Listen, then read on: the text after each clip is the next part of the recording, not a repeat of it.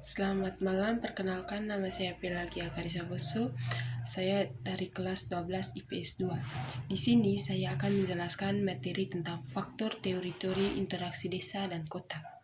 Yang pertama itu teori-teori interaksi desa dan kota. Yang pertama itu teori konsentris. Teori konsentris merupakan sebuah teori pembagian wilayah yang mana dimulai dari pusat perkotaan hingga pinggiran yang membentuk sebuah pola lingkaran atau seperti sebuah gelang. Yang kedua itu teori sektoral.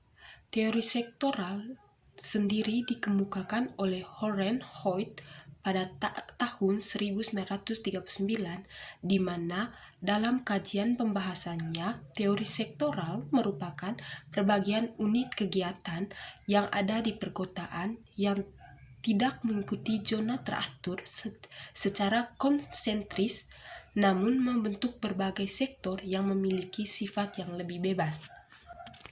Yang ketiga itu teori inti ganda. Teori inti ganda dicetuskan oleh C.D. Harris dan F.L. Hullman dan diterbitkan menjadi jurnal berjudul The Natural of States pada tahun 1945. Menurut mereka, satu kota tidak hanya terdapat satu CBD saja, tetapi bisa beberapa CBD.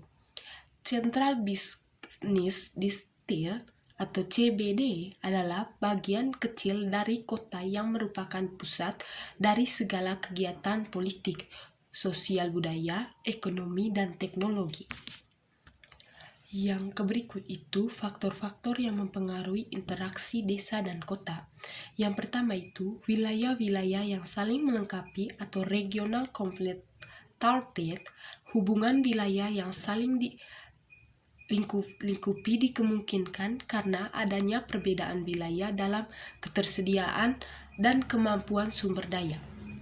Namun, akan ada wilayah yang surplus sedang wilayah lain mengalami tuturan sumber daya seperti hasil tambang, hutan pertanian, barang industri, dan sebagainya.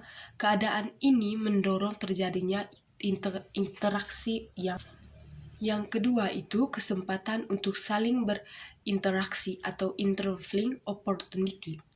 Kesempatan berinterventasi merupakan suatu kemungkinan perantara yang dapat menghambat timbulnya interaksi antara wilayah dan dapat menimbulkan suatu persaingan antara wilayah.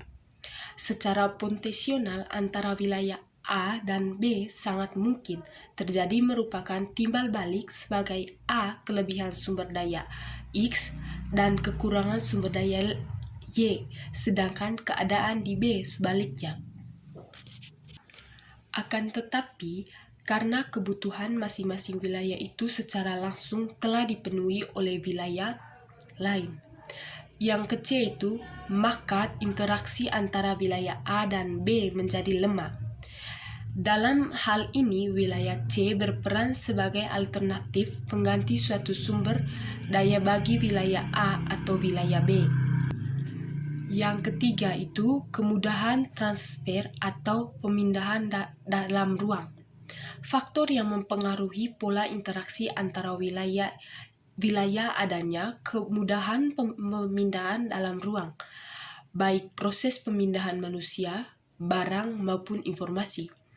Kemudahan dalam ruang sangat tergantung pada hal-hal berikut: jarak mungkin dan relatif antara wilayah, biaya angkutan atau transportasi untuk memudahkan manusia, barang dan informasi dari satu tempat ke tempat yang lain.